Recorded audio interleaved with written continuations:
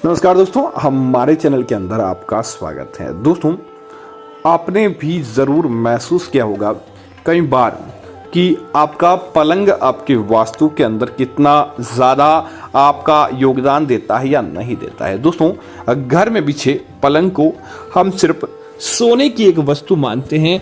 हम सोचते हैं कि पलंग के अंदर क्या शुभ अशुभ के प्रभाव जुड़े हैं। अगर इसकी दिशा गलत है तो दोस्तों यह घर के अंदर वास्तु दोष भी उत्पन्न कर सकता है, आपके जीवन की परेशानियां भी बढ़ा जा सकता है। दोस्तों, उसका कारण क्या है? दोस्तों, वास्तुशास्त्र कहता है कि गलत स्थान पर रखा जो पलंग जिसके ऊपर व्यक्ति सोता है। और दोस्तों, उसका कारण क्या है? दोस्तों, व्यक्ति अपने दिन का सबसे ज्यादा समय एक किसी स्थान पर निकालता है, तो वह निकालने का समय होता है उसका बिस्तर के अलावा वह व्यक्ति कहीं भी इतना समय नहीं बिताता। तो वास्तु दोष दोस्तों वहीं पर प्रभावित करता है व्यक्ति को जहां पर व्यक्ति सबसे ज्यादा समय निकालता है या सबसे ज्यादा समय बिताता है, उसका प्रभाव उसके ऊपर इतना ही पड़ता है। तो आज हम आपको बताने वाले हैं कि आपके बिस्तर या आपके बेडरूम की यह गलती आपको बहुत ज्यादा भारी पड़ सकती है। अगर सही समय रहते इन गलतियों को नहीं सुधारा जाता तो ये गलतियां आपको धीरे धीरे बहुत ज़्यादा प्रभावित करने लगती है। दोस्तों, अगर बिस्तर पर पलंग है, उसे सोता है ठीक से, उसे नींद नहीं आती, मानसिक तनाव का सामना करना पड़ता है। यदि गलत दिशा के अंदर रखे पलंग पर पति पत्नी सोते हैं तो उन्हें हमेशा उनके वैवाहिक जीवन के अंदर परेशानियां का सामना करना पड़ता है। उन्हें अनेक प्रकार की बीमारी भी उनको देखने को मिल जाती है और वो बीमारी उन्हें बहुत ज़्यादा नुकसान पहुंचाने का काम करती है। तो दोस्तों, अगर आपका भी पलंग, आपका भी बेड गलत दिशा के अंदर है तो आप भी उन परेशानियों को देखेंगे। पति पत्नी के मध्य अनेक प्रकार की समस्याएं रहेंगी। तो बात करते हैं उस बेड के बारे में। कमरे के दरवाजे के ठीक सामने पलंग नहीं रखना चाहिए। यदि दरवाजे के सामने पलंग लगा है तो इससे वास्तु दोष उत्पन्न होते हैं। इससे आर्थिक समस्या, मानसिक तनाव, बीमारी आदि समस्या बनी रहती है। यदि पलंग का स्थान बदल पाना संभव न हो तो आपको हमेशा दरवाजे के ऊपर पर्दा डालकर रखना चाहिए, क्योंकि कई बार क्या होता है कि मकान आदि बन जाता है और हमारा हमेशा यही उद्देश्य रहता है किसी प्रकार का नुकसान ना हो। आप वास्तु के अंदर बदलाव कर सकते हैं या भविष्य के अंदर ध्यान रख सकते हैं, लेकिन बिना किसी चीज का नुकसान किए हुए। अब दोस्तों, बात करते हैं दूसरी कि आखिर आपको किस तरह से इसका दूसरा फायदा मिल सकता है।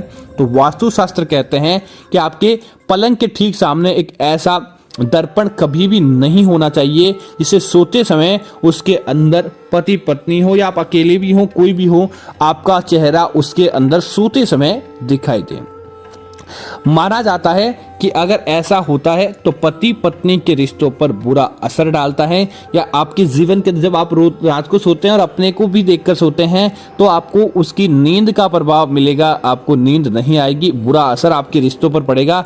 यदि पलंग के सामने ऐसा कांच हो या ऐसा चीज पहले से हो जिसके अंदर आपका बिंब दिखाई देता हो, आपका प्रतिबिंब पड़ता हो, तो आपको हमेशा एक काम करना चाहिए, आप उसको ना तो तोड़ें ना उसको हटाएं, उसके ऊपर रात को सोते समय कपड़ा डाल दें, सुबह होते ही उसे हटा लें, ताकि आपको, क्योंकि आपका चेहरा, आपका जो शीशा लगा मैटर नहीं करता है, मैटर ये चीज करता है कि सोते समय आपको उसके अंदर बिंब नहीं दिखाई देना चाहिए। तो कपड़ा डालने के बाद वह बंद हो जाएगा।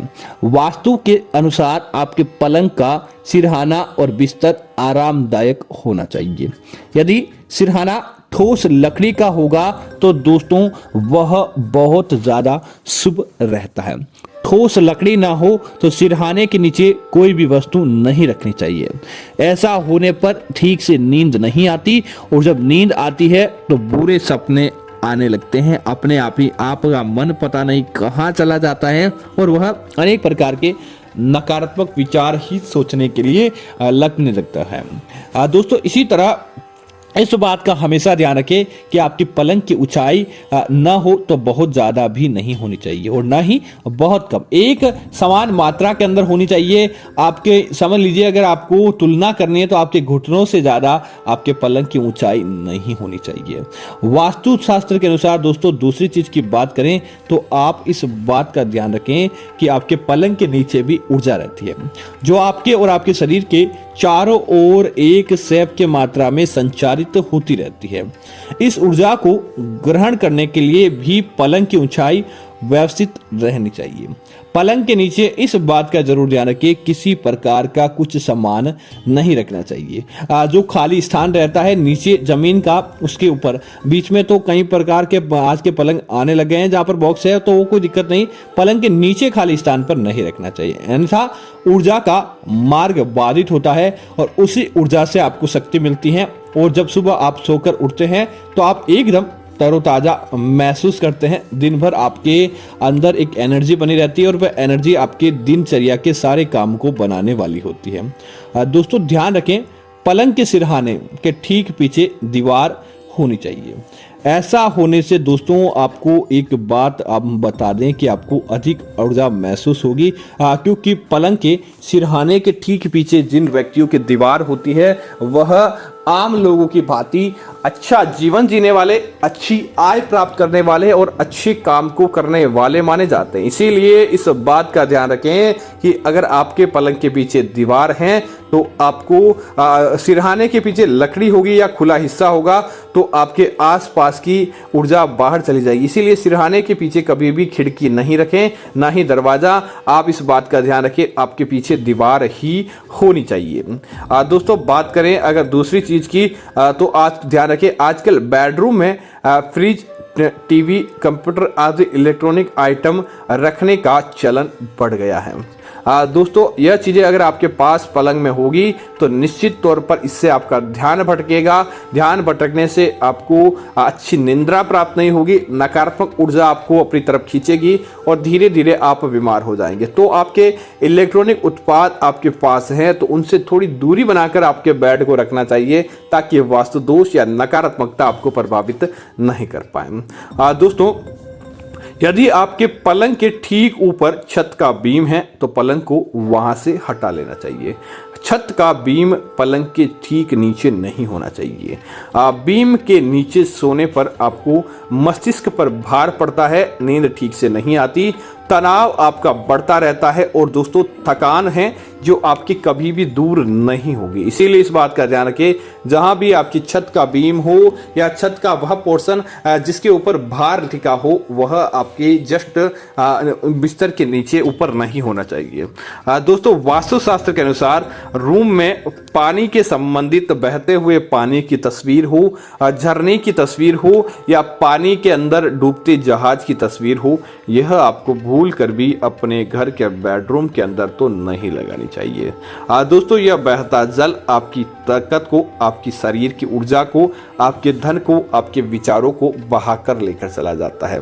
आपको उसका फायदा नहीं मिलता है और धीरे धीरे आप कमजोरी के शिकार हो जाते हैं। इसीलिए आप ऐसा चित्र अपने कमरे के अंदर भूल कर भी नहीं लगाएं। दोस्तों कई लोग क्या करते हैं कि पलंग पर खाने की वस्तुएं पड़ी रहते हैं, वहीं पर बैठकर भोजन कर लेते हैं। जब उनके परिवार के सदस्य आवाज लगाते हैं वहां न जाकर अच्छे स्थान पर बैठकर भोजन न करने के बजाय पलंग पर ही बैठकर भोजन करना शुरू कर देते हैं।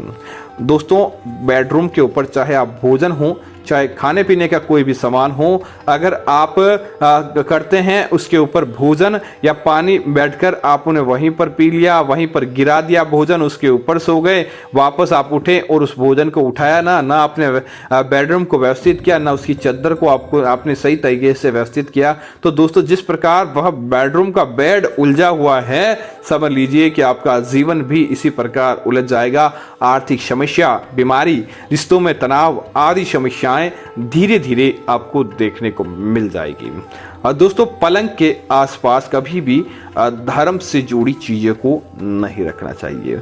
माना जाता है जैसे कि भगवान की कोई पवित्र चीज़ हो, भगवान की ऐसी चीज़ हो जो आपके बेडरूम के अंदर आप पति पत्नी के साथ में रहते हैं तो वह चीज़ प्रभावित होती है। तो भगवान के संबंधित पवित्र चीज़, पूजा पाठ से संबंधित चीज़ आपको आपके बेडरूम के ऊपर, आपके बेड पर भूल कर भी नहीं रखनी चाहिए। अगर है तो वह आपको धीरे धीरे बर्बाद कर देगी और वह बर्बादी आपको आगे नहीं बढ़ने देगी। इसीलिए इस बात का ध्यान रखें, कभी भी अपने बेडरूम के ऊपर ऐसी चीजें नहीं रखें ताकि आप आगे भविष्य में तरक्की कर पाएं, ना कि आपको किसी प्रकार के दुख दारुण्य का सामना करना पड़े। दोस्तों, यह था आपके बेडरूम शयन कक्ष का वास्तुशास्त्र। आप इनके नियमों का पालन करेंगे तो निश्चित तौर पर तरक्की मिलेगी और भगवान सदैव आपके ऊपर मेहरबानी बनाए रखेंगे। उम्मीद है जानकारी आपको अच्छी लगी होगी। ऐसी अन्य जानकारियों के लिए आप हमारे चैनल को सब्सक्राइब करें, वीडियो को लाइक करें ताकि ऐसी जानकारियां आपको मिलती रहेगी। धन्यवाद। जय श्री राम।